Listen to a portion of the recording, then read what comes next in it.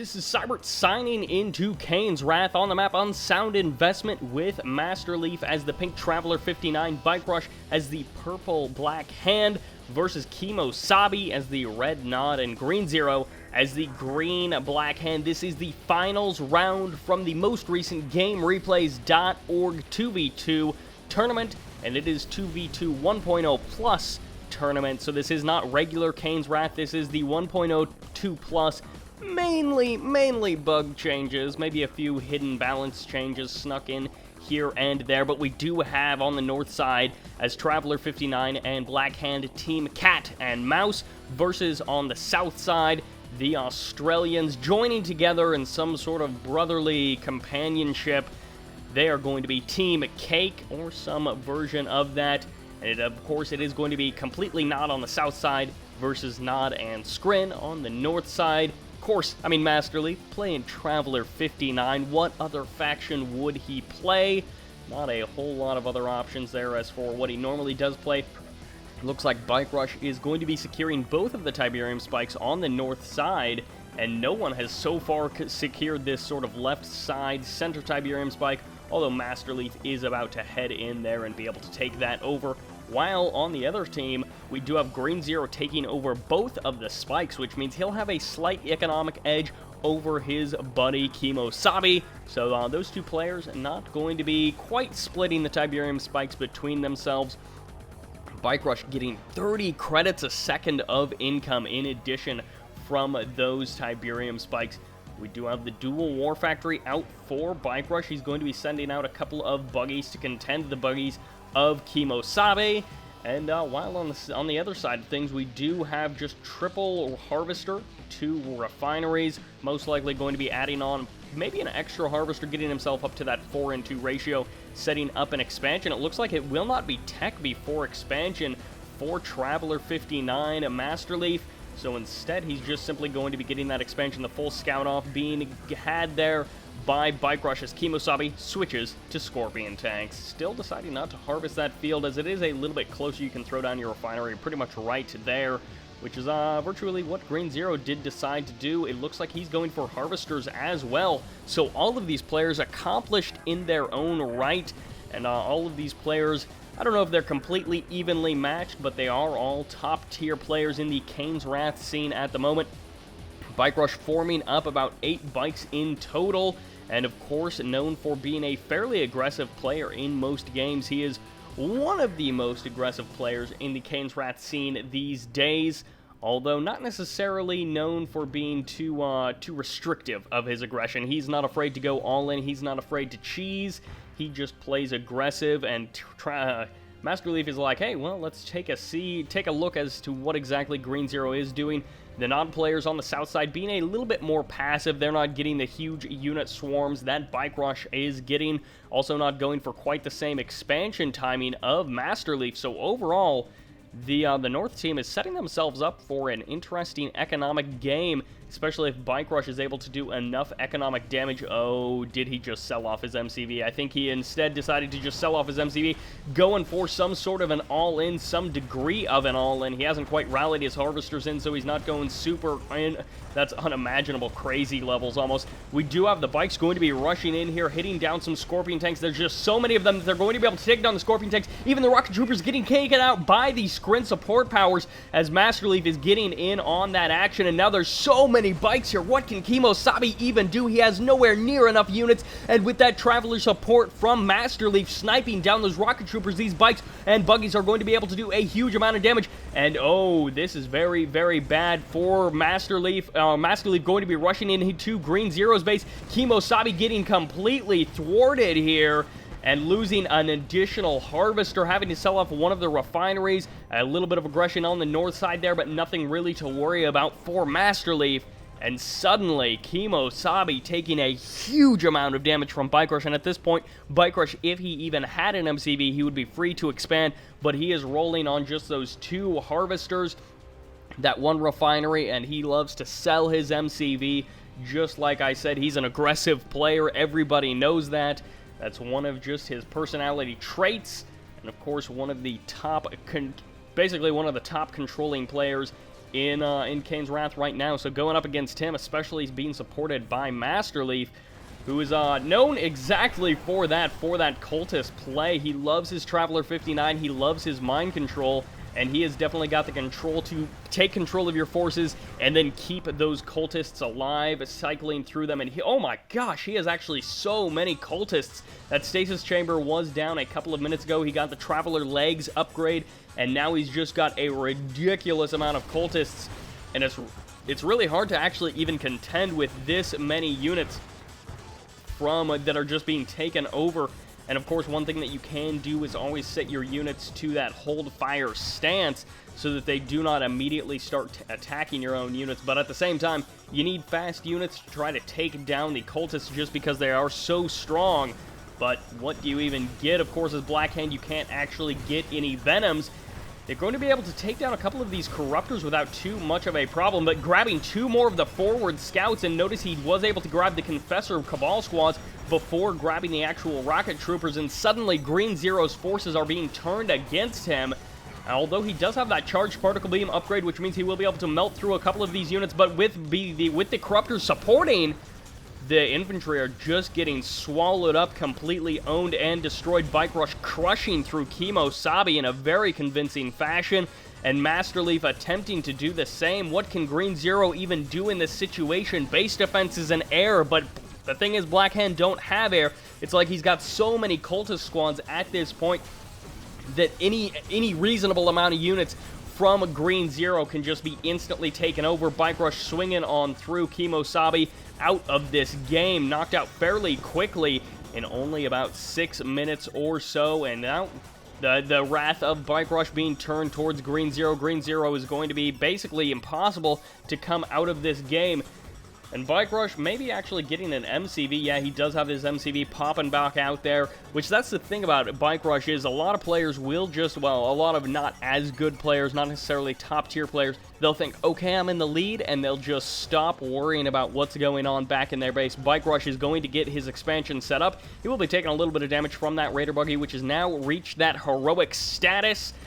But instead, he'll just go ahead and deploy. He should be absolutely fine. Turning his entire army back, which in a different situation, it would be like, oh, hey, you know, is that a good idea? But considering it's now a 2v1, and Green Zero has a later expansion, it's not a super late expansion. He does have 2 MCVs, likely going to be going for some degree of a, he doesn't have an Obelisk queued up. That's quite curious indeed. I thought he was going to be going for a base defense push. However, the Hexapod is now going to be coming out in a couple of minutes there, and Green Zero has been cleaned up, the one unit that he did have there, grabbing one of the Harvesters, a second one as well, and then effectively forcing Green Zero to kill his own Harvesters, because you can just run the Cultists back so far, especially with the Corruptors able to just deal with any units that get sent there.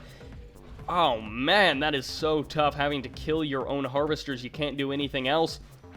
Green Zero has got a pretty solid defense, and actually going to be calling in the Seed Tiberium to get himself some more money. That was a really solid hit. Could give himself $75,000 to $2,000 in total, something around there. The phase field does go down, which means these Corruptors can now absorb many shots, but there's nothing here to actually slip in while the Corruptors are absorbing the damage, so that's kind of a moot point anyways. They will be able to see what they can see and get kind of in range. They could actually just head over here so that when the phase wears off, they're able to just contend with those infantry.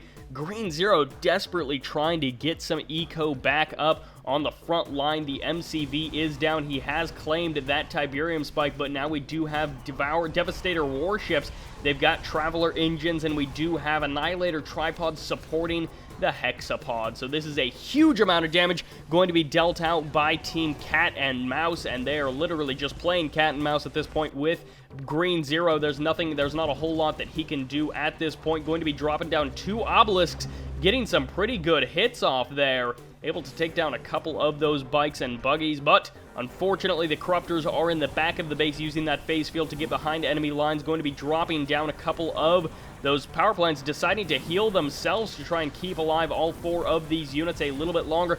And here comes the Redeemer. We'll be able to take down the remainder of these Corruptors, but the damage has been done. The front line has been crushed, and Green Zero suddenly doesn't have any real defense to hold this off.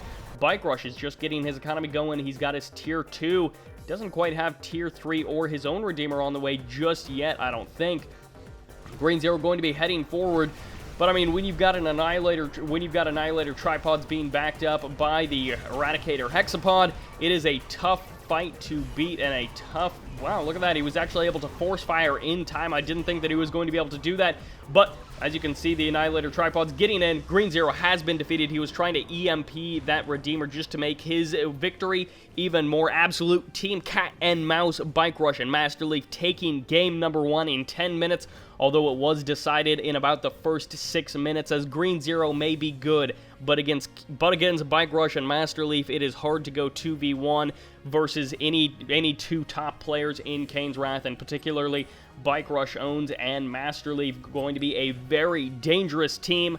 So Team Cake taking an early loss, but let's head into game number 2, which is on heaven and hell. Once again, BikeRushOwnz is going to be as the yellow Steel Talons. His buddy is MasterLeaf as the blue Traveler 59. It is going to be left versus right. KiMOsaBE as the red Black Hand on the right side, and on the bottom right, we do have as the green GDI, none other than Green Zero. This map a little bit unusual. Let's take a quick look-see-loo around, as I am somewhat unfamiliar with it. It looks like we do have two defensive towers overlooking the Tiberium fields on the north and the south, 2 Tiberium spikes in the center-ish area, and it looks like a couple of more Tiberium spikes on the outer skirts, which actually, where's the second one? It is over there. And like I said, this map not played very much. Of course, 2v2 maps are not played very much either. And just one last note, the EMP control center in the middle, of course. With the way that this map is split, it's one of those maps that's designed to be like either 2v2 or FFA, 4 players.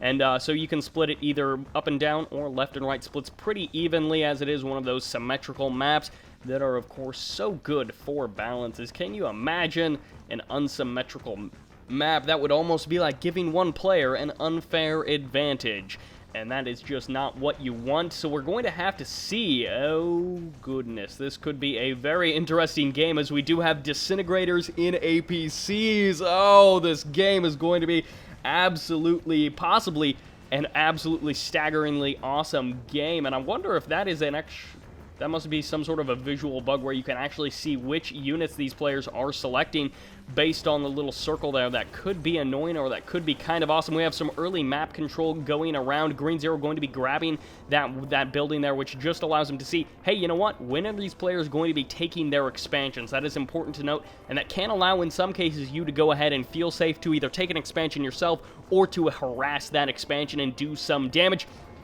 But KiMOsaBE cannot catch a break.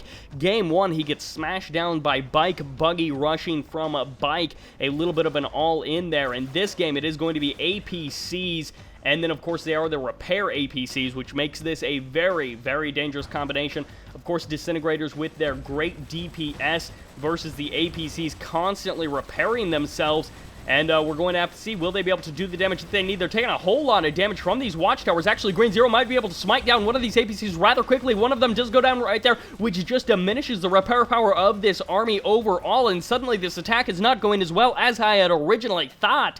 I thought with a crazy build like that, it would certainly be pretty awesome, but it is not so, quite possibly. BikeRush going to be expanding forward. He's taking the aggressive expansion, of course, with the map split like this on the left and the right sides, which I just did reverse directions. But anyways, you do have the kind of the safe expansions in between each player, and then the more aggressive expansions, which can be a lot more rewarding to take, because then you have the safe expansion to fall back on, and these APCs rushing back into the base, they should be able to snipe down one of these power plants, if nothing else, as disintegrators do pretty good damage to the weaker non-power plants. And oh, getting juked a little bit there, KiMOsaBE.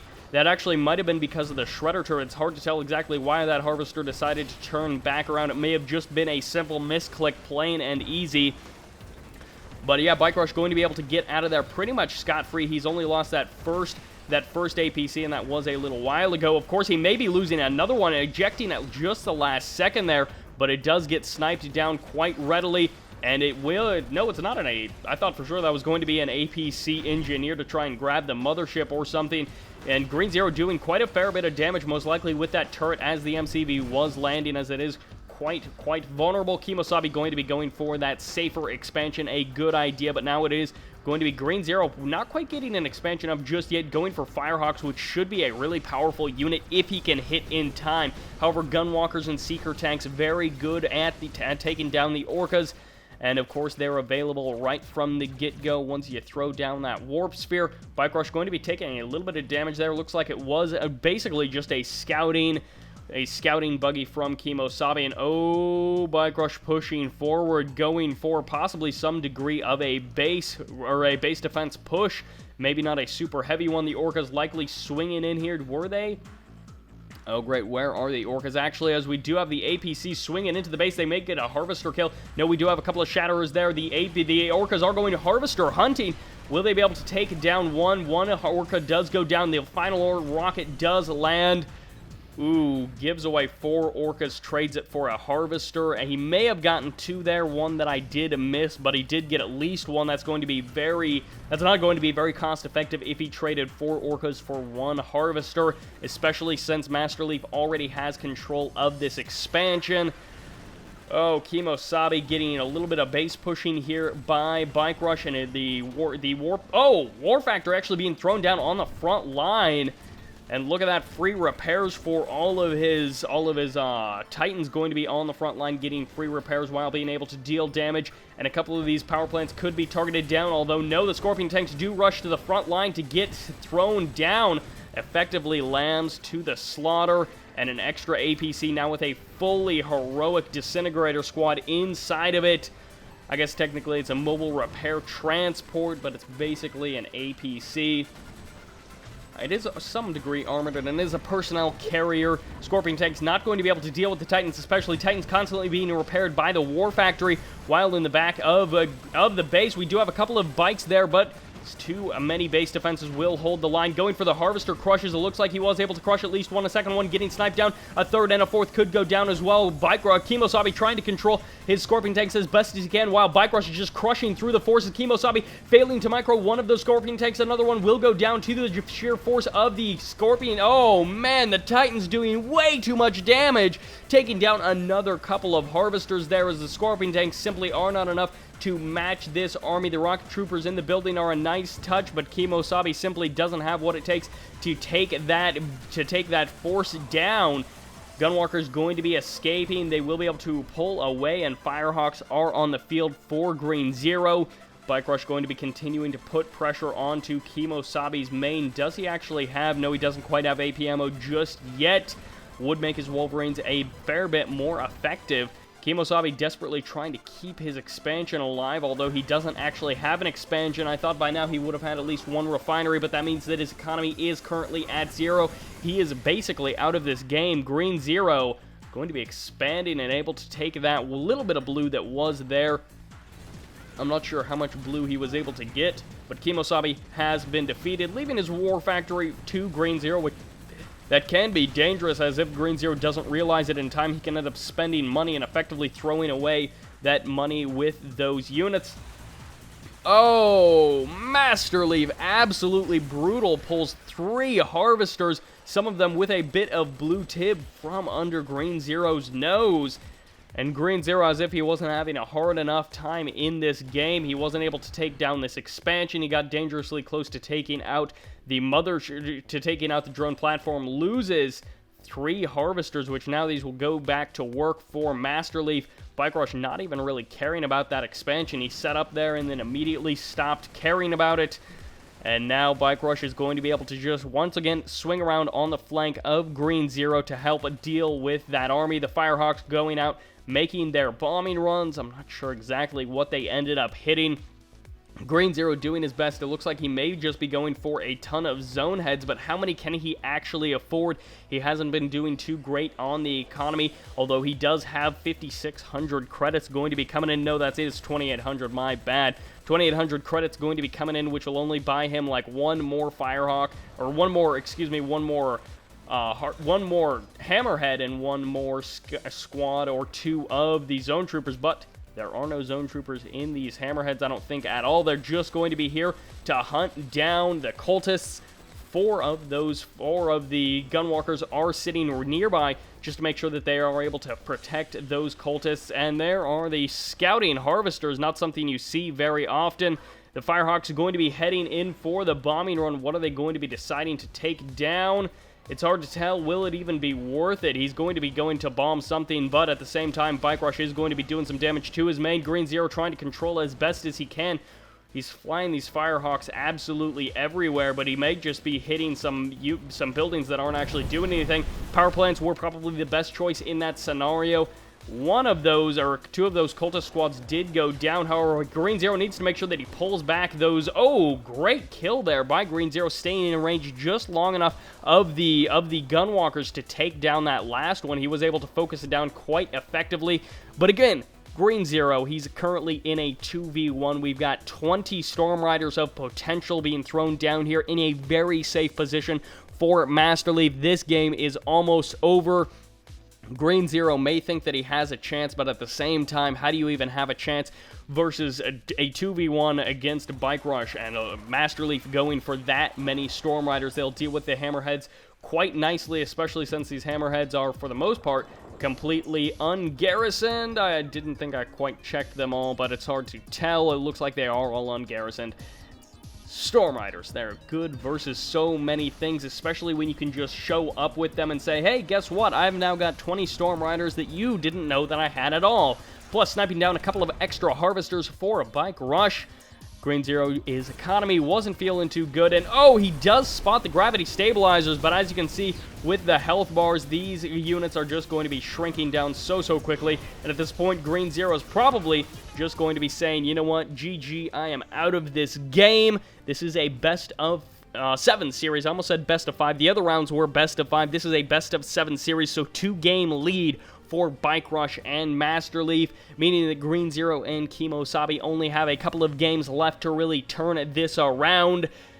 Another 10-minute game from these players. A quick look at the resource graph. BikeRushOwnz not actually dominating at all because he did pretty much just forego his expansion to just continually pressure KiMOsaBE.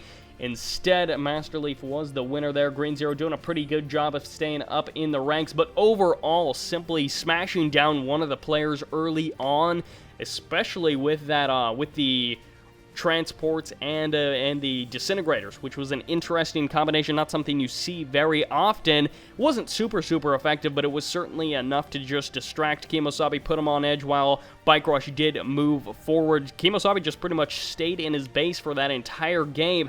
And as a result, BikeRush was able to get up close and personal, throw down the War Factory on the front line. But that will do it for this game. Into game number 3, which is on Rectropolis, another one of those 2v2 maps that's also going to be doubling as an FFA map, which is kind of annoying in 2v2s because it does split up your bases quite a bit. However, it is going to be KiMOsaBE as the red-black hand and Green Zero as the blue-black hand against the purple Traveler 59 of MasterLeaf. And, of course, the green-black hand of BikeRushOwnz. I don't know why these players decided to switch up colors like that. I mean, Green Zero's been running as the green player this entire time. And versus now BikeRush is going to be playing as green, and 3 out of 4 players are black hand, which just leads to all sorts of confusion. Of course, the early scouting squads being sent out for all of these players. And in some cases, it just seems like it's a silly formality. As versus BikeRush, you never know what you're going to get, and some other players just always play standard. So it's like, well, they're going for the same exact thing that they go for every single game, but regardless, you always want to make sure that you're not getting all-in cheesed, or at least you know about it 30 seconds before you say GG, instead of simply not being able to see it coming. However, MasterLeaf going to be getting the scout off and seeing, oh hey, there is a player over here. They did not, in fact, leave the game super early, and they are not also going to be playing as a different faction, which I'm pretty sure all of the factions were decided in the lobby, although it is possible that these players are somehow playing random. But KiMOsaBE going to be going for that pretty standard opener. He's getting his 3-2. He's got his buggy scout heading out. Green Zero likely going for something very similar, as his buggy does get cleaned out by the 4 bikes of BikeRush, which 3 or 4 decide when you want to move out. For BikeRush, he's going for that dual War Factory, sell your MCV, all-in-ish style. It's not completely an all-in. It's not like he's sold everything and is literally going all-in, but he's getting pretty darn close, and this is very dangerous to deal with because against Black Hand, bikes take so much damage from the Confessor Cavals, and against a player who has got pretty good positioning, you can hold off bikes fairly well. However, of course, if they're able to swing in the main, and of course with Bike Rush double pumping Bike Buggy, it becomes very dangerous very quickly. Of course, as you can see, Bike is going to be rearranging his forces. He wants his bikes in the back, while his buggies are at the forefront of things, able to deal damage to the infantry and tank more damage. However, Green Zero could get some free kills here, and by free, I don't mean technically free, but he could get some extra kills. MasterLeaf rushing in with the buzzers, and that's 1,500 credits, so did he get enough kills there to make that worth it? Not necessarily straight up, but this next part is definitely going to be making it worth it. Trading a couple of bikes and buggies for harvesters. Actually, no, Green Zero is doing remarkably well, keeping his harvesters alive and delaying this as long as possible, but now this is really going to be coming to see if Green Zero can keep it together in this next minute. No, he's losing another harvester. A third one could go down. He could lose absolutely everything as he's trying to make his harvester escape, but a couple of more shots could finish it off. It does get taken out. And that actually might be the end of Green Zero. It depends on if KiMOsaBE is able to do enough damage with his own bikes. However, selling off one of the bikes there, a couple of splash damage shots there will allow KiMOsaBE to be cleaned up relatively quickly. And now suddenly KiMOsaBE has only one bike left. He went from about 4 to 1 in just about 10 or 20 seconds. And it will lose that last one right there. So suddenly Green Zero is extremely weak in this game. He's going to be just throwing down his harvester and refinery right there. KiMOsaBE is in much, much better shape, but the damage has been done. Mechapedes are already on the field. MasterLeaf deciding he was safe enough to go for that Mechapedes, and in fact, even threw down extra money on that Buzzer Swarm support power. Going to be able to clear out one of those buildings just to ensure that he does not have to deal with any pesky Cabals while he's setting up his expansion. BikeRushOwnz virtually taking almost no damage for this entire game. And we'll see, can Green Zero possibly do something? What he can even do, the only thing he can do is really play defensive, play it close to the chest, and do what he can with his infantry, which is a really terrible answer for how do you do anything. But he's actually, where is his harvester? I'm not entirely sure. It's currently backing up across the map, running away. But, I mean, what are you even going to do? Because Bike Rush can just take out the refinery, and then you're screwed because you may have a harvester. But no, refinery gets scouted and spotted right there as Bike Rush snipes it down. And now suddenly KiMOsaBE, who hasn't been able to do a whole lot of damage to either MasterLeaf nor Bike Rush, is going to be in a very tough position. Completely perfect stasis field there.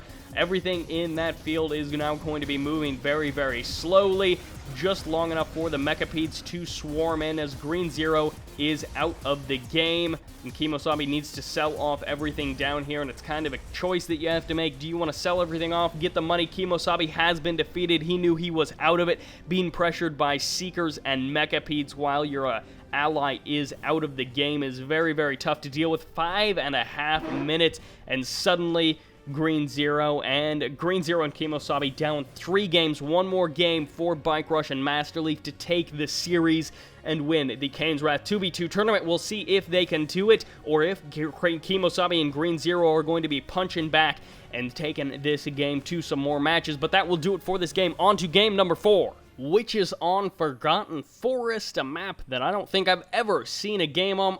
Just wait, or just kidding, rather, as it is actually.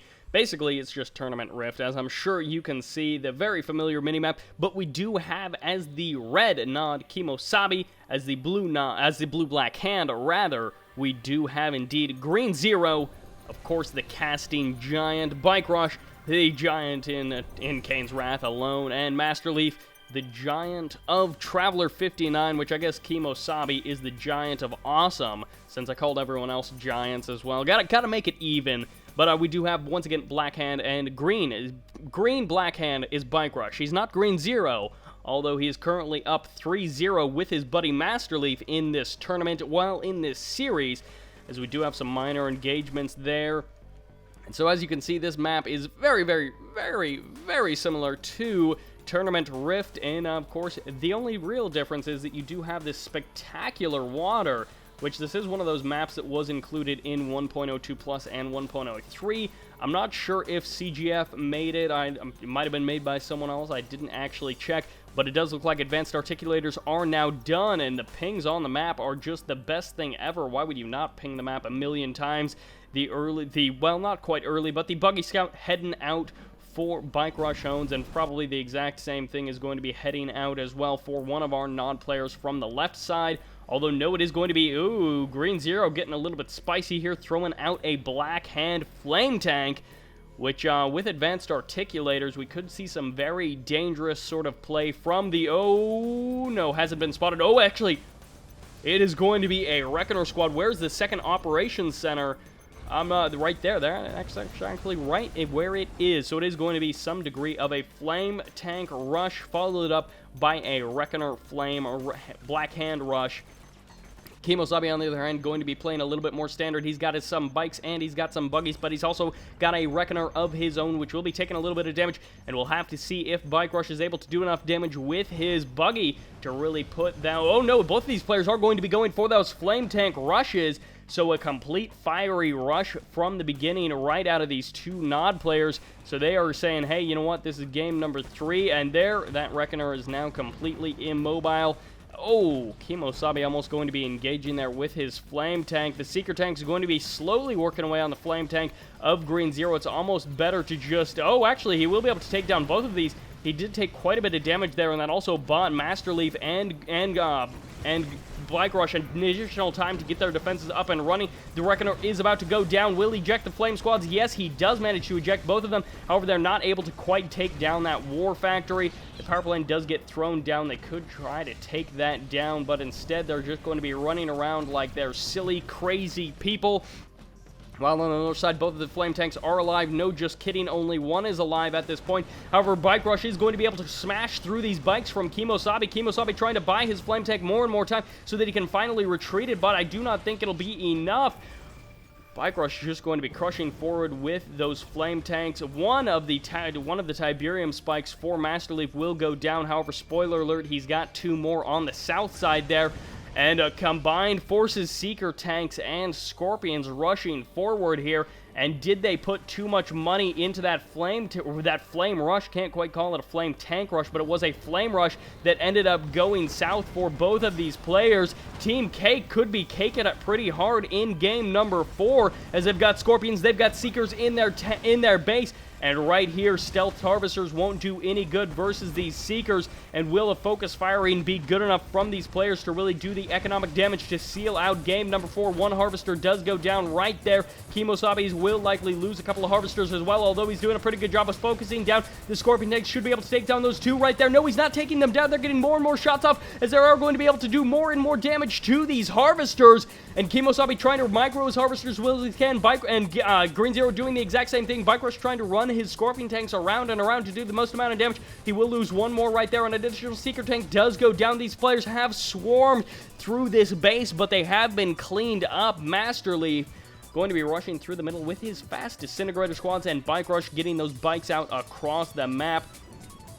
And it's a sad, sad rainy day, as Team Cake taking a lot of damage from Team Cat&Mouse.